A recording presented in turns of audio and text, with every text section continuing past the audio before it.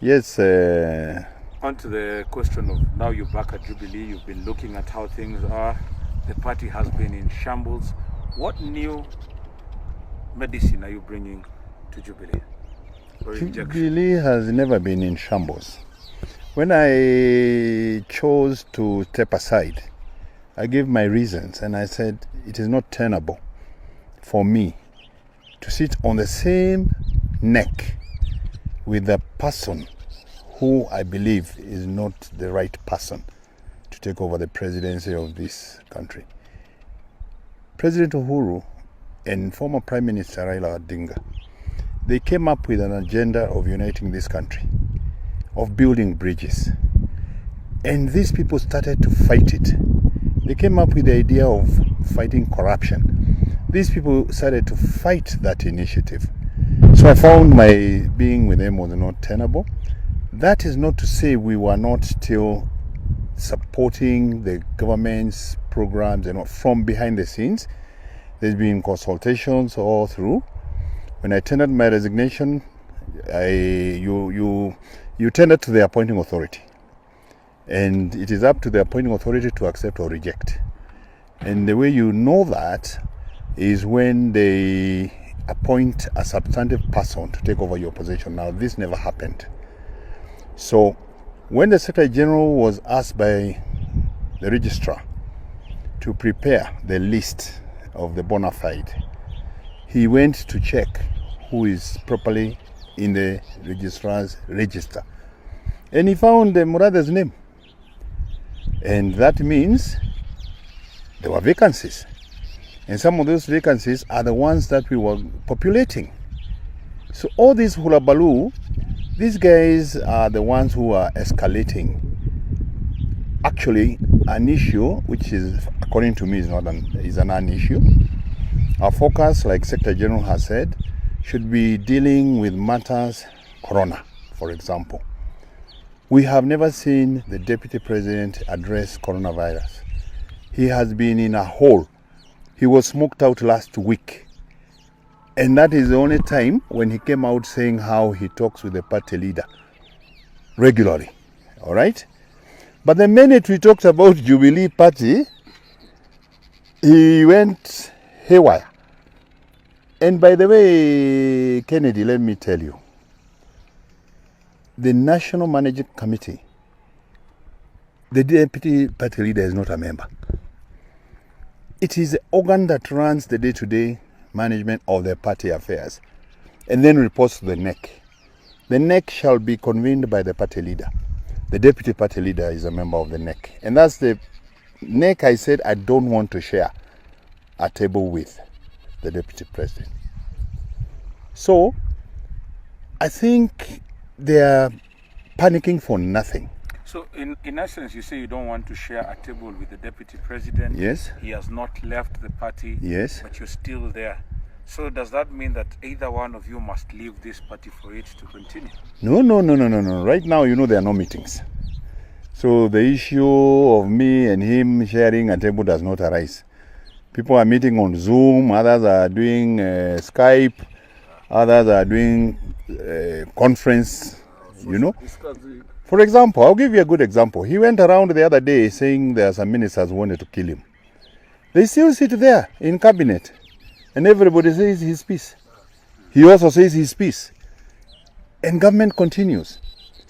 And you can imagine if it's the party, for example, the real reason the Secretary General wanted to populate some of those positions in the National Managing Committee is at the guidance and the advice of the registrar of political parties in terms of wanting now to prepare the party for the elections which they were calling for. You need to have a party register, party members, their names, IDs, ward, county, constituency, blah, blah, blah. Cleaning it up so that you have credible party elections. Now, the question matter is this. Yes. DP Ruto has said that people cannot come from ODM, chase him away, but it seems to be a sustained fight against the DP not taking over this party. Are you ready to probably move out and let him have... Nothing can be further from the truth. Let me tell you a good example. When Uhuru was in Kanu with Atwoli, They told Uhuru, you cannot leave Kanu. It is your father's party. Yeah. They were fighting over the control of Kanu. Uhuru walked. He walked away. He formed the TNA, Yeah. the National Alliance. It became the biggest party in parliament in 2013. That is true. And Kanu came with 6 seats. So it's not like we cannot move on. And if it is the party, we can leave it to them. You have mentioned Baba here. People can expect new formations in the future. We can move on to a bigger house, which will be bigger than Jubilee. Nothing stops us from broadening. In fact, if you ask me, post-coronavirus, this country probably needs a government of national unity to bring everybody together so that people focus on rebuilding this country, getting this country back to work. This country cannot work when you have this kind of antagonism, when you have some people whose only focus is 2022. The deputy president only woke up when he felt his position in Jubilee is threatened. He should come out and tell Kenyans what is it about populating members of the National Management Committee that is so important to him, unless he wanted again to come and manipulate the party elections the way he did with the party nominations. So you believe that Jubilee Party, a party that you fought for a very long time, you're ready to leave it for the deputy president to continue with and form a new formation? I have not said anything of the sort. I just said we are Jubilee. Jubilee has interim officials. Everybody who is there is an interim, including him. In order to be validated as elected leaders, the Secretariat has a job to do. If we do credible party recruitment, party registers, and party elections, we will see who works and who doesn't work. But even if we're still in control of Jubilee, we would like our Jubilee to reach out to other parties like Musalia's party, Kalonzo's party, ODM. The new formation should have the face of Kenya so that people focus less on the infighting and the scramble for power, but on delivering on the agenda for the public, for the citizens of this country. Will this meeting that you're having here, as much as it is probably a friend and family meeting, be with regards to discussion on a government of national unity post-corona? No. What Secretary General has told you, when people sit together, everything is on the table, all right? And you explore everything, provided it's in the best interest of the people of Kenya. So this, how to what percent would you attach this thinking around a post-corona national government, a government of national unity? I think you're forgetting that the Honorable former Prime Minister is a special envoy for the AU for infrastructure. Infrastructure is a key part of connecting Africa, connecting East Africa, and the infrastructure necessary for the stimulus for this country.